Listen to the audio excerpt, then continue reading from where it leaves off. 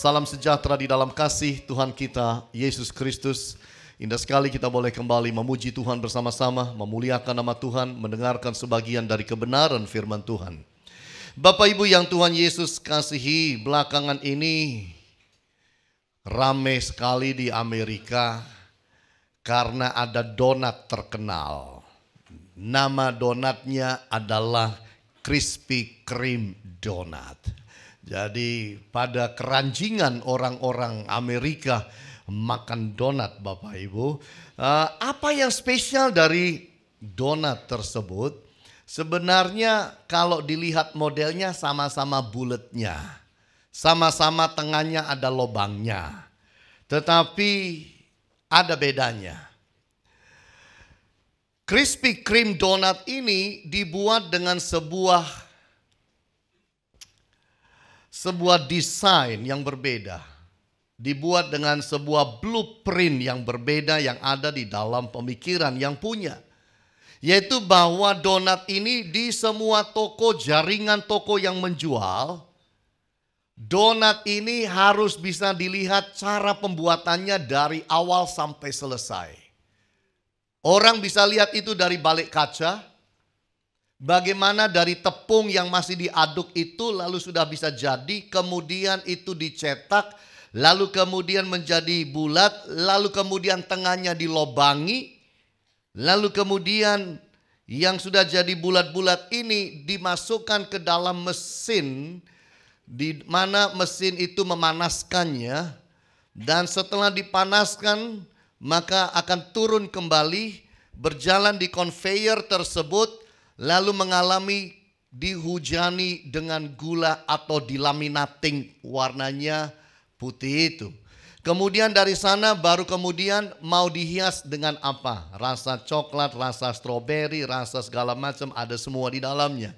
Jadi terkenal banget donat ini karena yang beli bisa lihat mesin dari depan sampai selesai ujungnya. Dan itu membuat yang namanya pembeli terlibat. Mereka bisa tahu gimana bikinnya, bersih atau tidak. Mesin-mesinnya ini masih bersih atau udah kotor. Apakah semua berjalan baik dan lancar atau tidak. Dan mereka bisa lihat semua proses itu dengan baik. Kalau kita bicara donat aja Bapak Ibu ada blueprintnya. Bagaimana mungkin tidak dunia ini tidak ada blueprintnya? Bagaimana mungkin tidak saudara dan saya umat manusia tidak ada blueprintnya? Blueprint bicara gambar biru, rancangan, rencana Allah, desain Allah untuk semua kita umat di dalam dunia ini, untuk kita sebagai anak-anak Tuhan. Nah Bapak Ibu yang Tuhan Yesus kasihi, itu sebabnya kita perlu belajar mengenai God's Blueprint yang merupakan tema kita pada hari ini dan menjadi tema bulanan kita. Walaupun pada minggu-minggu yang akan datang dibahasnya itu dari sudut pandang yang berbeda, dari topik-topik kecil yang berbeda. Tapi kita perlu belajar mengenai God's Blueprint, yaitu gambar biru Allah bagi manusia, bagi saudara dan saya. Apa-apa yang tidak ikut dengan blueprint biasanya ada resiko, ada sanksi, ada masalah. Mobil itu punya blueprint masing-masing. Honda membuat mobil Honda dengan blueprint masing-masing. Mitsubishi buat itu dengan blueprint masing-masing. BMW buat itu dengan blueprint masing-masing. Semua itu pasti diciptakan berdasarkan yang namanya gambar biru atau blueprint. Kulkas saudara itu ada blueprintnya. Apa saja di dunia didesain oleh manusia, pasti ada blueprintnya Bapak Ibu, gambar birunya, rancangannya. Mobil itu didesain, punya blueprint, harus diisi oleh bensin untuk jalan. Begitu saudara isi dengan air atau Coca-Cola, lain lagi ceritanya Bapak Ibu. Ikan itu didesain, blueprintnya ada di dalam air. Begitu saudara berbaik hati, keluarkan dia dari air dan taruh dia di lantai, dan dikipasi saudara. Tinggal tunggu waktunya terjadi masalah. Karena blueprintnya bukan dia hidup di darat, tapi hidupnya di dalam air. Jadi sebenarnya kita ini harus belajar apa blueprint Allah untuk kita. Kalau kita hidup dengan blueprint yang Tuhan mau dan maksudkan, semua itu berjalan baik dan lancar Bapak Ibu. Tapi ketika manusia mulai belajar keluar dari blueprint Allah, gambar biru Allah, gambar cetak Allah, maka manusia akan mengalami berbagai macam kendala, berbagai macam persoalan hidup, berbagai macam risiko, sanksi yang terjadi dengan dia itu belajar keluar dari blueprint Allah. Nah, mungkin yang menjadi pertanyaan kita bersama-sama adalah, apa blueprint Tuhan untuk kita? Yang pertama saya ingin kita mulai pelajari adalah God created us to live dependent on Him. Allah menciptakan manusia, blueprint Allah bagi manusia adalah manusia hidup bergantung kepada Allah. Ini sudah menjadi blueprint Tuhan, tidak bisa dirubah. Bahwa ciptaannya yang namanya manusia akan hidup bergantung kepada dia. Mau tidak mau, suka tidak suka, manusia blueprintnya adalah hidup bergantung pada Allah.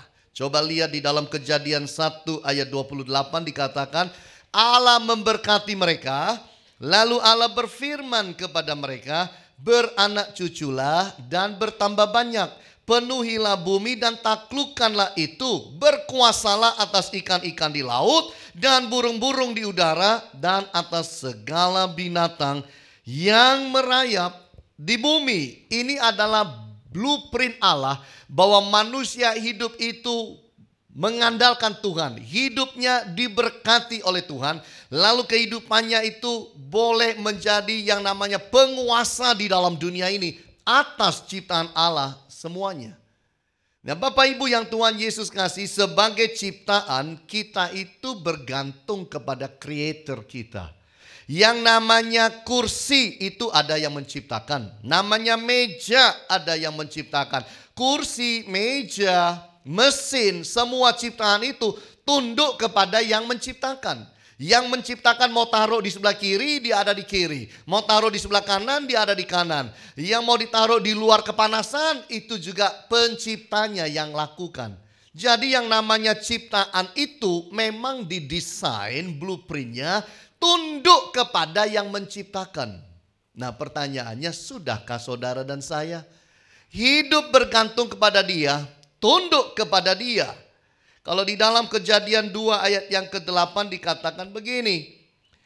Selanjutnya Tuhan Allah membuat taman di Eden di sebelah timur. Disitulah ditempatkannya manusia yang dibentuknya itu. Jadi kalau saudara lihat bahwa memang Allah ciptakan taman Eden untuk siapa? Adam dan Hawa. Betapa luar biasanya Allah kita. Ketika manusia itu diciptakan, diberikan satu fasilitas yang luar biasa, satu taman yang luar biasa, dengan pohon-pohonan yang menghasilkan buah-buahan yang menarik dan sedap, nikmat untuk dimakan, termasuk segala sesuatu yang rimbun, termasuk juga 4 sungai yang sangat luar biasa, mempunyai kandungan-kandungan yang sangat bernilai di dalamnya, baik batu-batu permata, baik emas dan lain sebagainya. Manusia mendapat fasilitas yang luar biasa supaya manusia sadar bahwa yang menciptakan itu adalah Allah. Manusia itu tugasnya adalah bagaimana dia belajar hidup untuk terus bergantung kepada Allah. Apakah kita hidup bergantung pada Tuhan?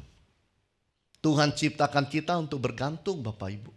Bergantung kepada Dia untuk hidup kita ini, untuk eksistensi kita.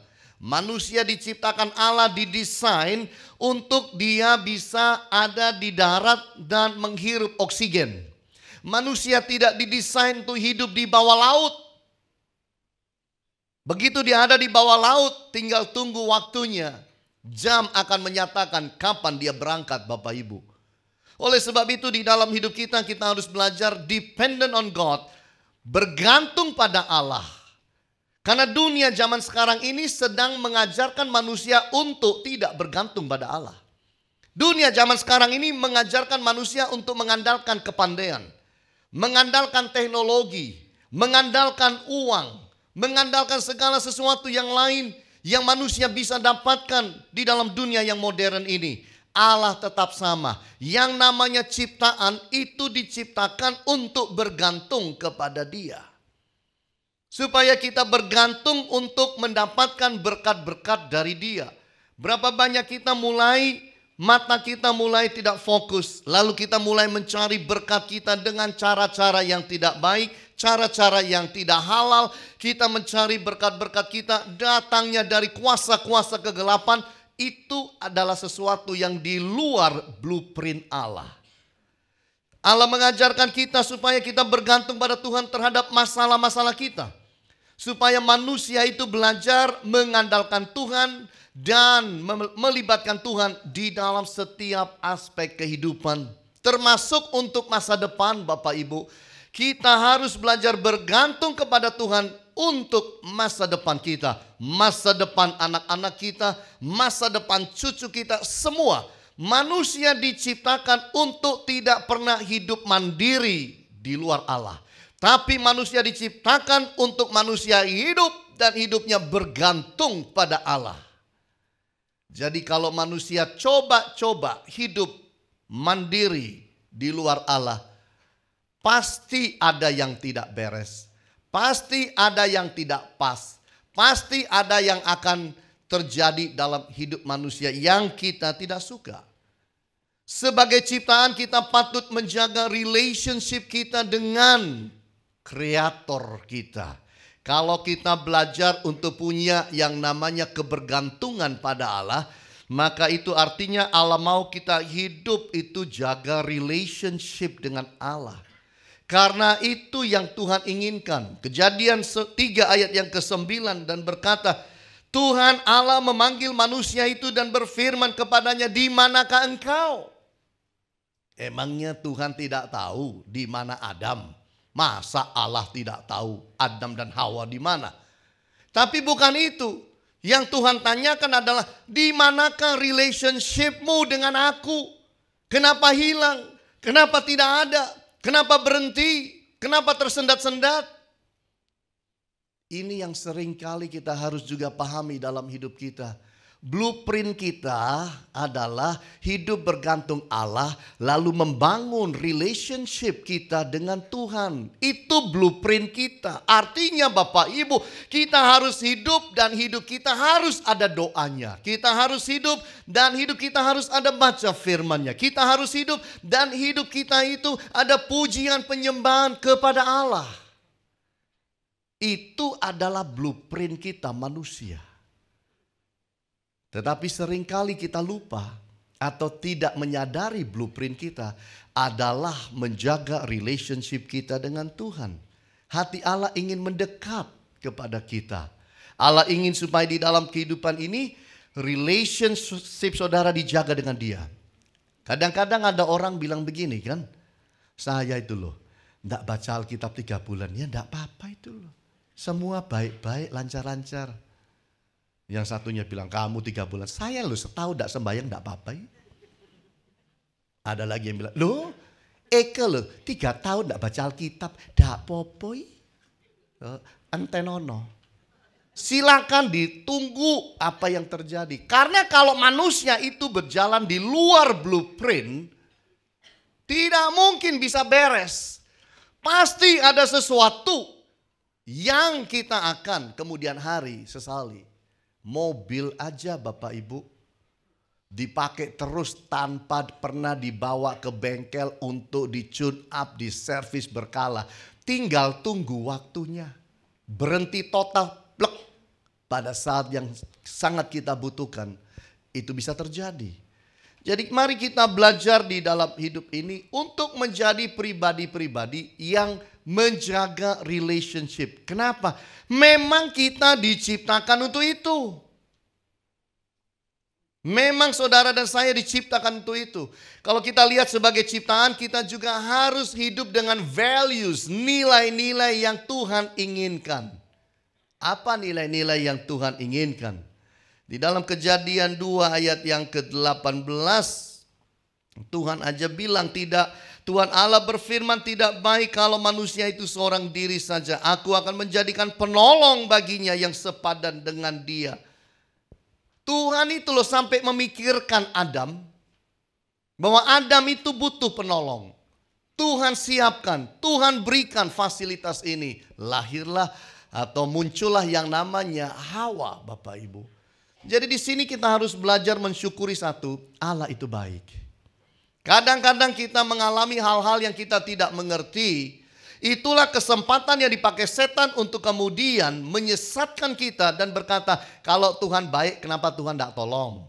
Kalau memang Tuhanmu baik kenapa kok Tuhan tidak berkati? Kalau memang Tuhanmu baik kenapa dia nggak kasih yang kau minta?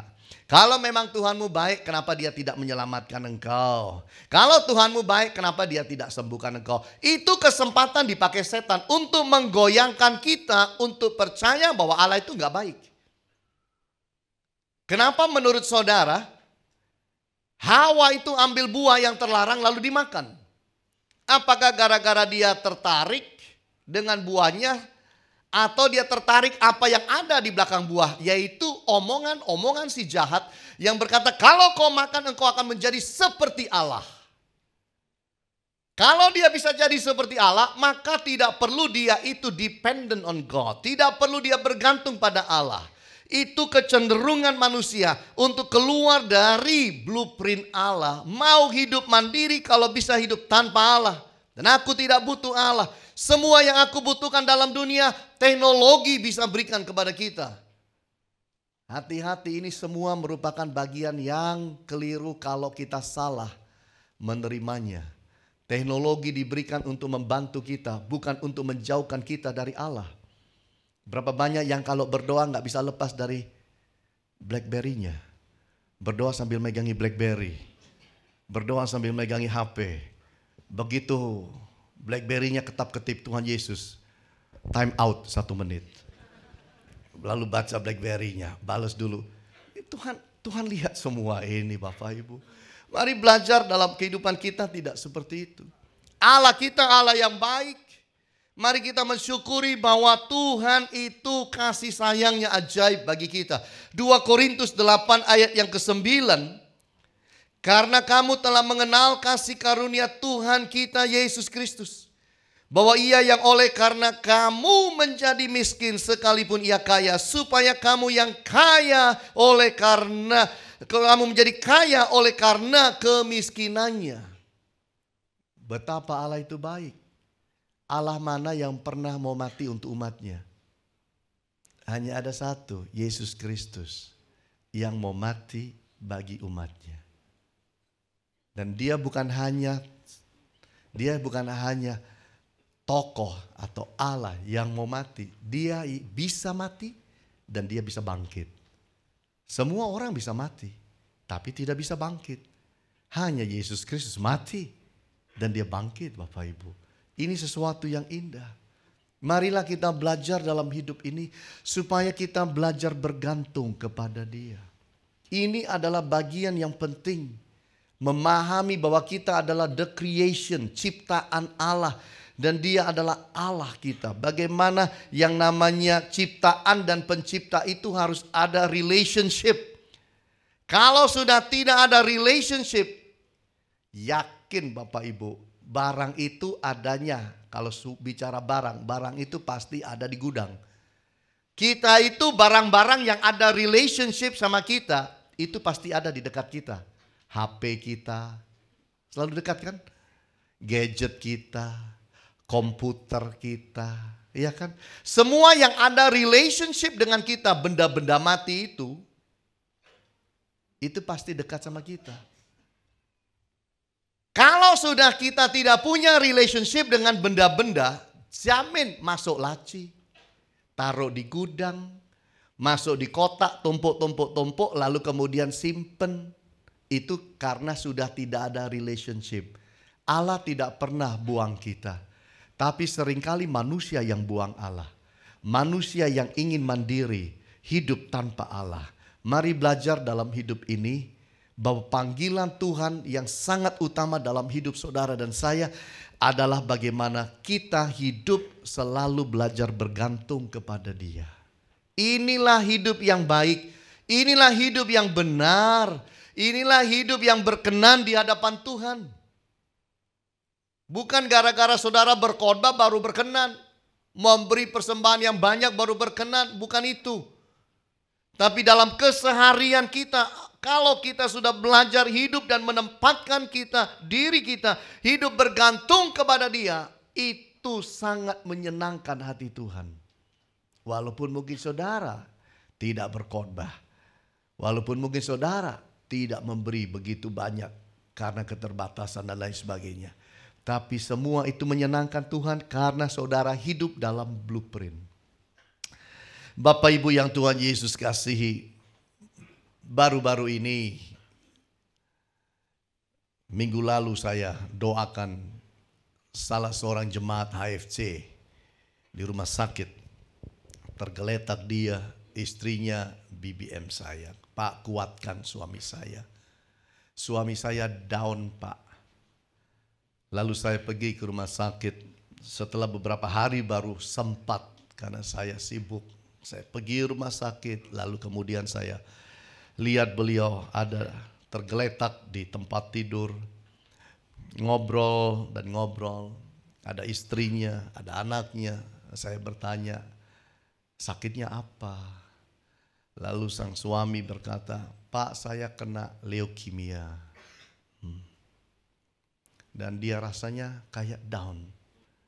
Lalu kita ngobrol dan ngobrol, saya bicara banyak hal yang lain. Setelah saya mau pulang, saya bilang, Pak, kita doa ya. Lalu saya maju dekat di tempat dia tidur. Lalu saya berdoa dan tumpang tangan pada dia. Kita berdoa sungguh-sungguh. Selesai saya berdoa, kemudian saya pamit pulang.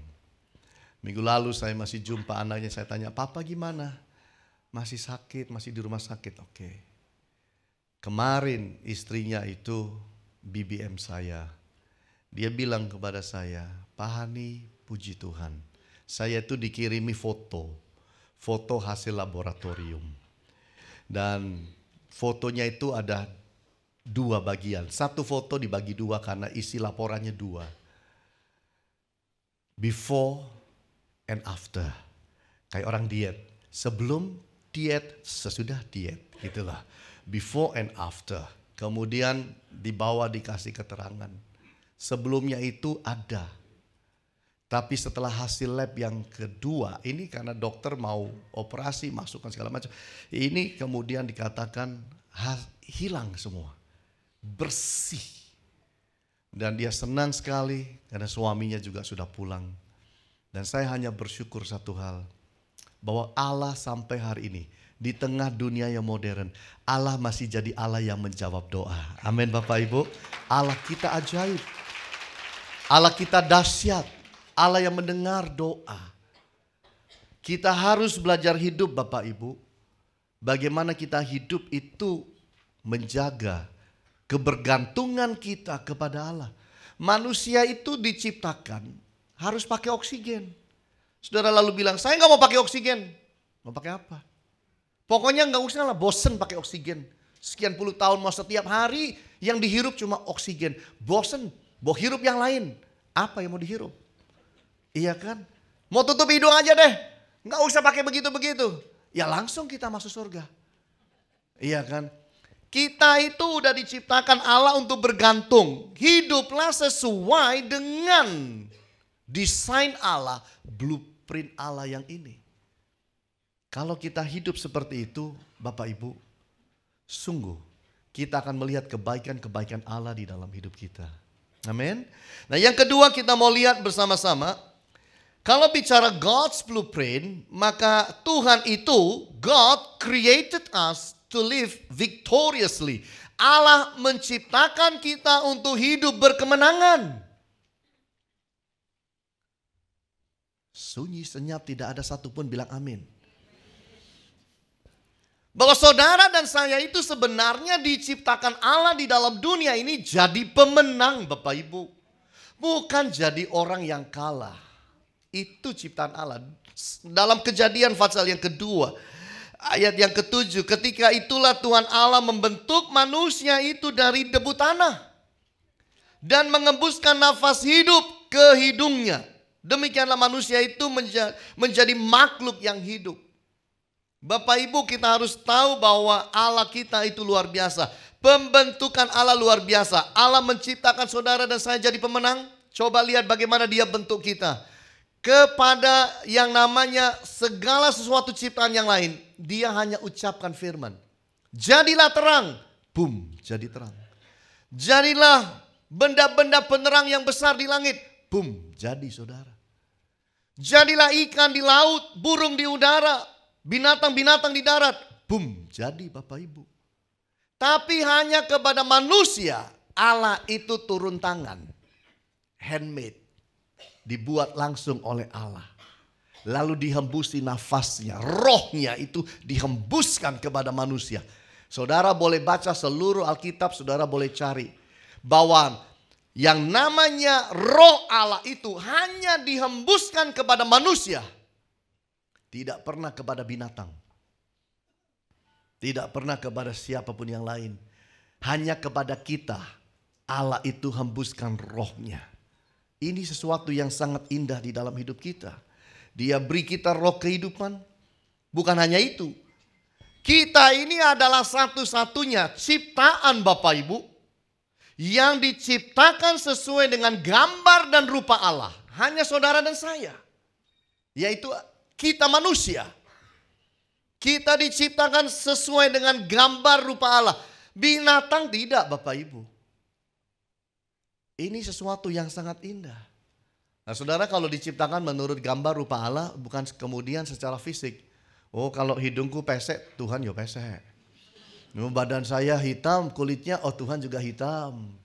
Oh mata saya biru, Tuhan matanya biru. Bukan Bapak Ibu. Tapi kita bicara mengenai kita diciptakan di dalam karakter Allah. Di dalam nilai-nilai yang baik.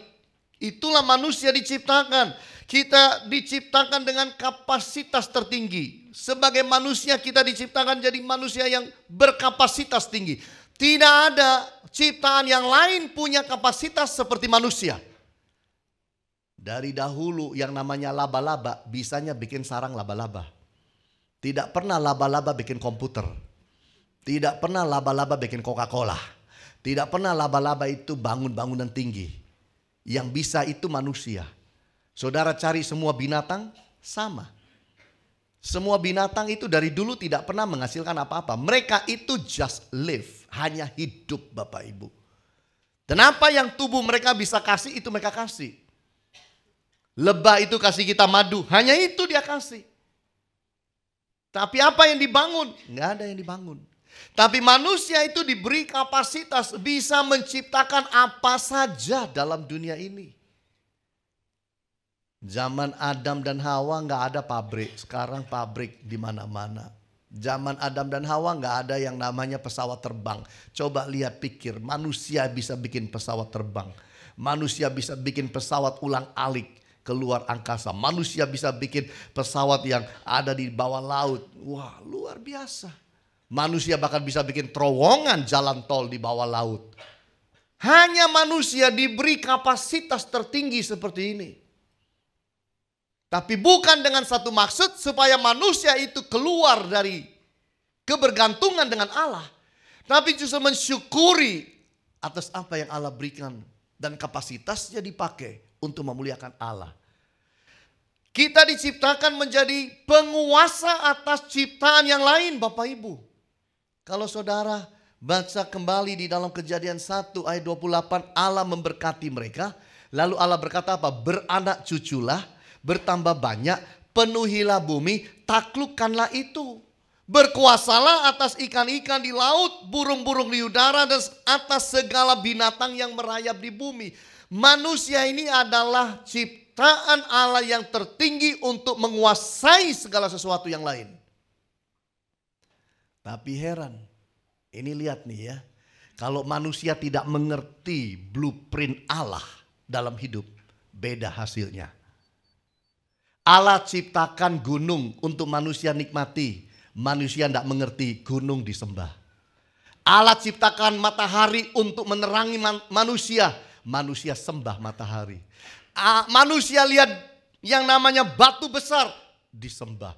Tuhan ciptakan kita untuk menguasai semua dan menaklukkan semuanya. Heran, ketemu pohon besar, disembah. Ketemu sungai lebar, disembah.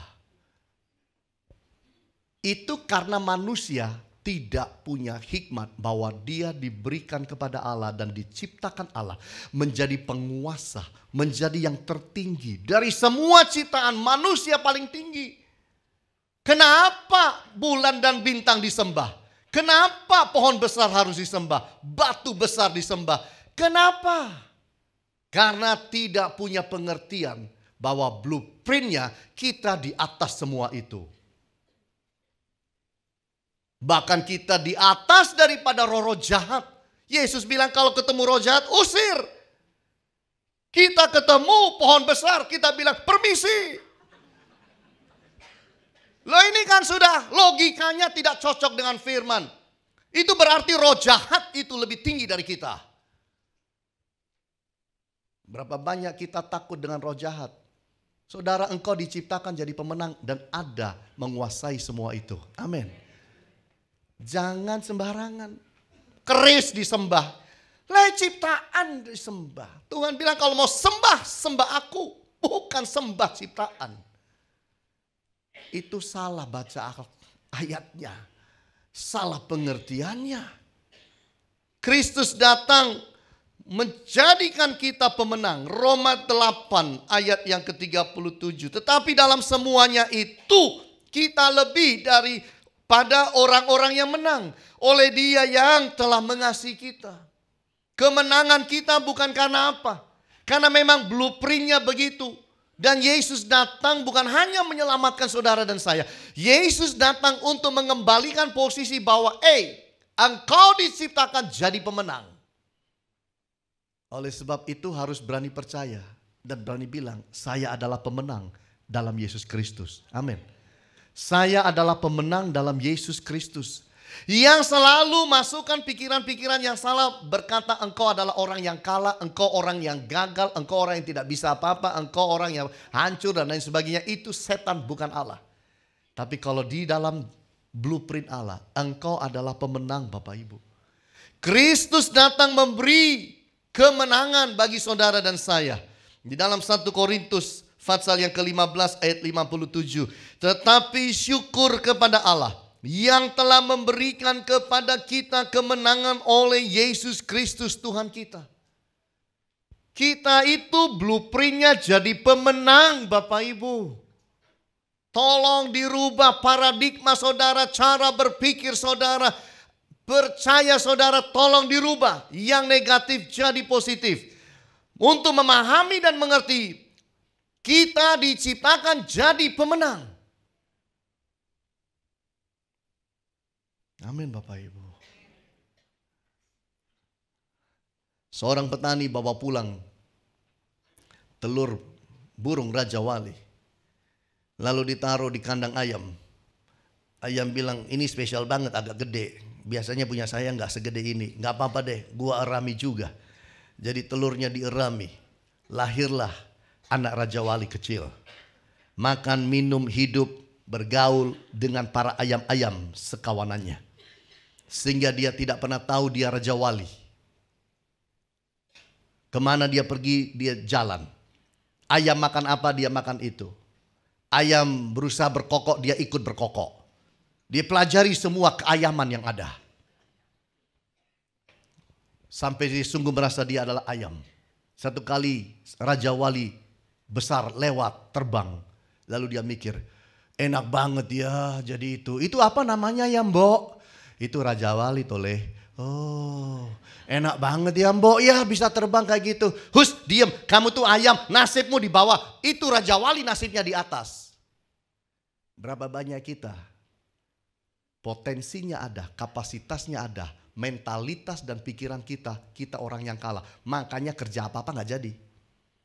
Itu karena mentalitas. Berapa banyak kita Kerja setengah mati supaya diberkati, supaya kaya raya. Susah. Kenapa? Mentalitas kita masih bukan pemenang. Rubah paradigma. Saya diciptakan Tuhan jadi pemenang. Kalau saya membangun bisnis, bisnis saya akan berjalan dengan baik. Kalau saya diciptakan Allah membangun keluarga, keluarga saya akan jalan dengan baik.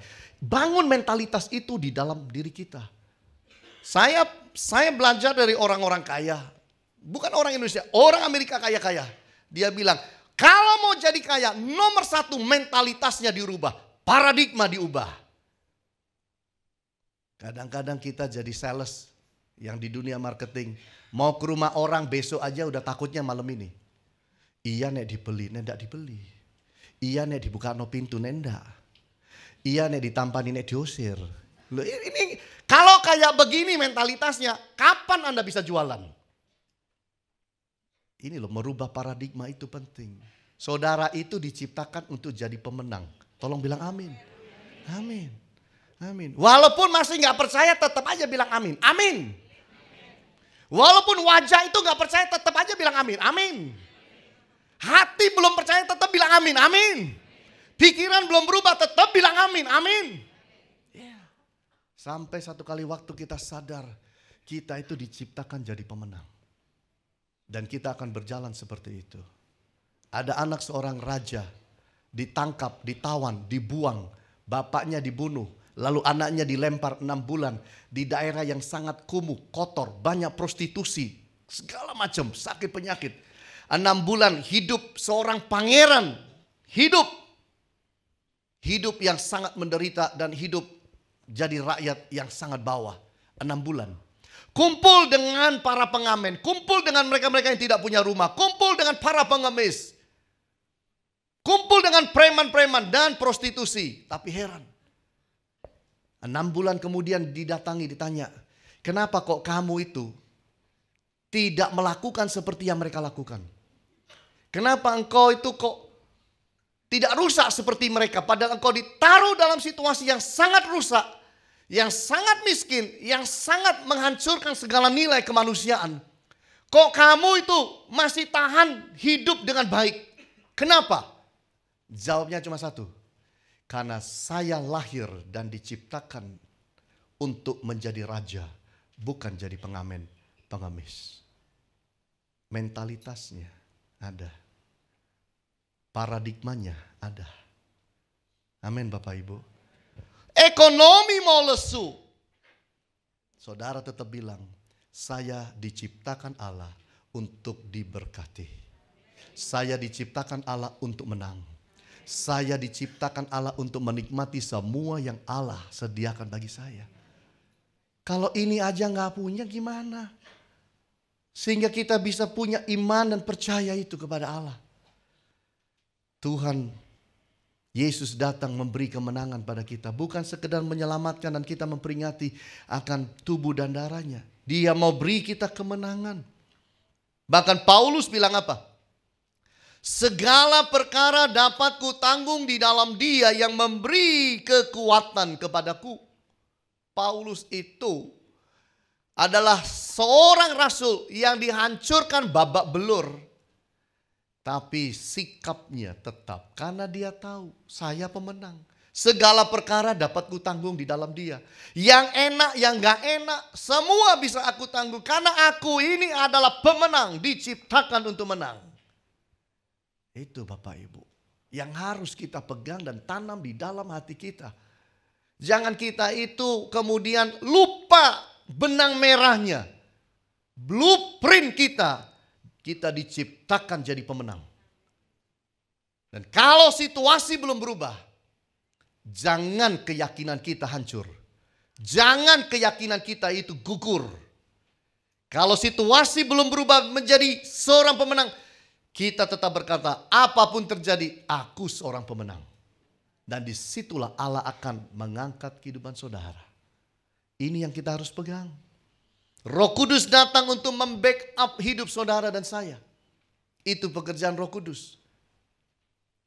Di dalam Yohanes pasal yang ke-14, ayat 16-18. Aku akan minta kepada Bapa dan Ia akan memberikan kepadamu seorang penolong yang lain, supaya Ia menyertai kamu selama-lamanya, yaitu Roh kebenaran. Dunia tidak dapat menerima Dia, sebab dunia tidak melihat Dia dan tidak mengenal Dia. Tetapi kamu mengenal Dia, sebab Ia menyertai kamu dan akan diam di dalam kamu.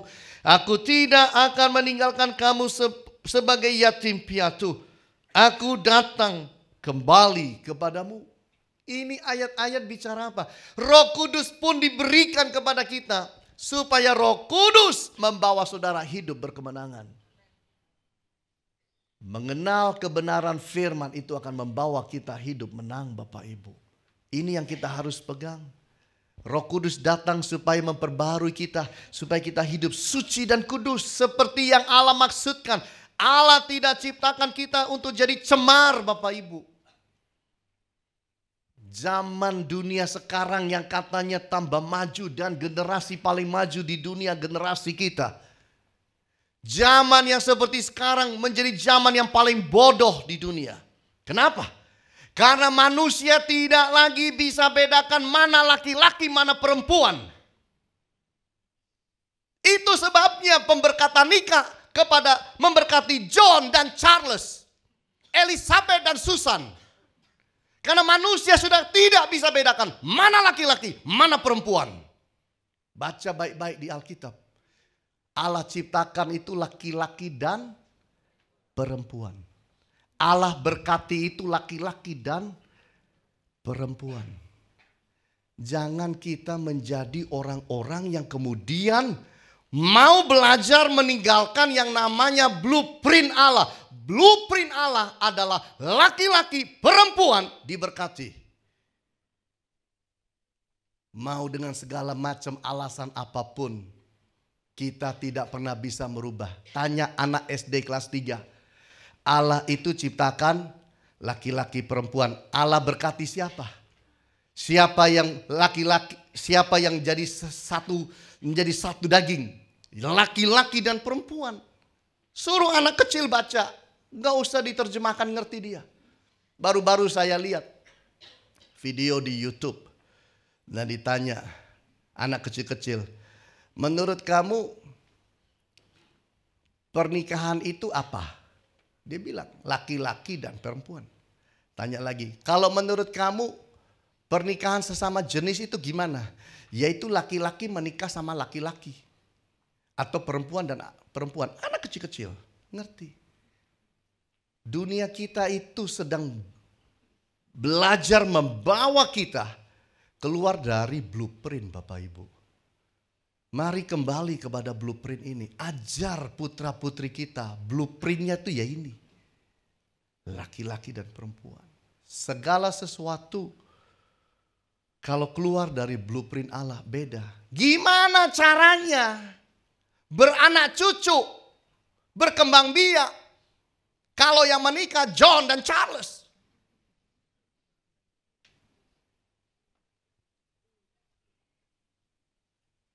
I don't understand that. Kita sedang keluar dari blueprint Allah. Kita harus hati-hati. Happy Family Center hanya memberkati pria dan wanita di dalam Tuhan kita Yesus Kristus. Amin, Bapak Ibu. Roh Kudus itu datang untuk membawa kita belajar hidup dalam kebenaran. Itu sebabnya dikatakan dunia tidak kenal Roh Kudus. Dunia tidak kenal kebenaran yang Roh Kudus mau kita kenal. Kita harus belajar dari Roh Kudus. Roh Kudus hadir untuk bawa kita hidup kembali pada blueprint Allah. Ini yang penting, Bapak Ibu. Kita harus kembali pada blueprint Allah. Saya membaca kisah mengenai 40 pelari lari maraton. Ini game tersulit di dunia. Namanya Berkeley Marathon. Dilakukannya di pegunungan Tennessee. Bukan satu gunung. di pegunungan-pegunungan di Tennessee Timur. Dan dari 40 pelari yang harus lari 160 kilo, hanya dikasih peta dan kompas, tidak boleh bawa yang lain. Dari 40, tidak ada satu berhasil. Yang menang adalah gunungnya katanya. Dari tahun 2007 sampai 2015, tidak ada satu manusia pernah menang. Dan dikatakan bahwa dari selama 30 tahun dilakukan, sampai sekarang sudah ada 1.100 orang yang coba lari. Dari 1.100 yang berhasil cuma 14 orang. Dari 1.100. Betapa sulitnya lari maraton Tennessee ini. Tapi saya bilang yang lebih sulit lagi, yaitu lari sendirian di dunia ini tanpa Allah. Itu paling sulit. Karena Tuhan ciptakan dunia ini, segala sesuatu yang ada di dalamnya, lalu Tuhan menciptakan kita. Kita diciptakan hidup di dalam dunia ini untuk hidup dengan Dia. Hidup punya relationship, kebergantungan dengan Dia. Tapi kalau manusia belajar mau keluar dari itu, something is gonna happen. Ada sesuatu yang bisa terjadi. Oleh sebab itu Bapak Ibu yang Tuhan Yesus kasihi, mari di dalam kehidupan kita belajar dua hal yang sangat prinsip. Tuhan ciptakan kita untuk dependent on Him. Mari perbarui hubungan saudara. Kalau retak, kalau saudara menjauh, mari mendekat. Bangun kembali hubungan dengan Tuhan. Dan ingat satu hal, kita diciptakan untuk menang, bukan untuk dikalahkan. Baik oleh dosa, baik oleh kehidupan, karena kita diciptakan Allah untuk menang. Kalau kita pegang blueprint ini, kita akan berjalan dengan yakin dan percaya dengan pertolongan Tuhan. Dan saya yakin kita akan berjalan jadi seorang pemenang. Tuhan Yesus memberkati kita semua.